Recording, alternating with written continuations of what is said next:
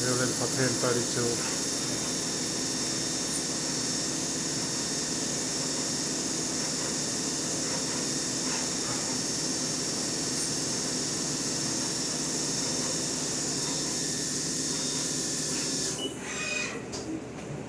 Tapping.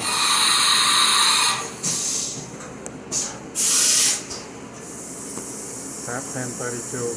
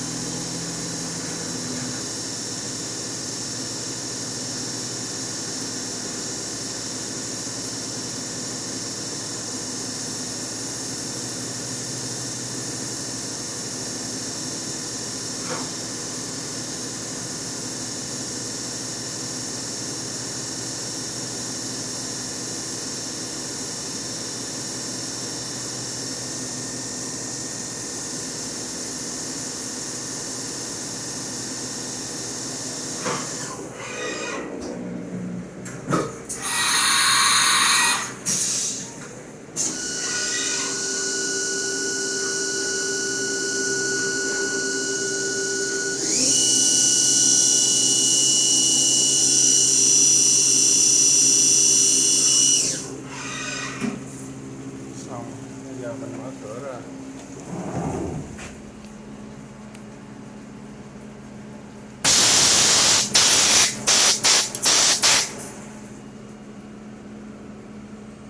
Các bạn, bây giờ phải nhớ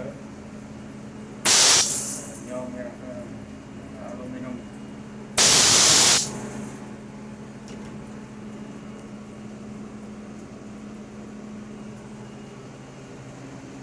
Lên manufacturing. Đây là cái hàng mình làm ra.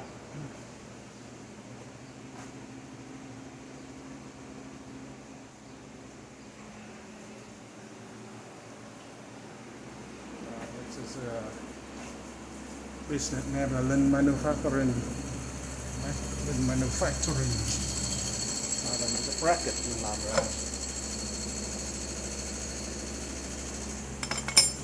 Sản phẩm cái bracket nó sẽ là như thế này. Bước kế tiếp là khoan lỗ.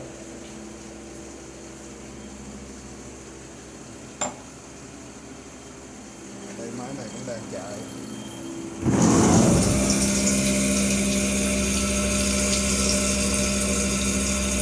Stainless steel là thép không rỉ 304, thép 304 không rỉ, rất cứng.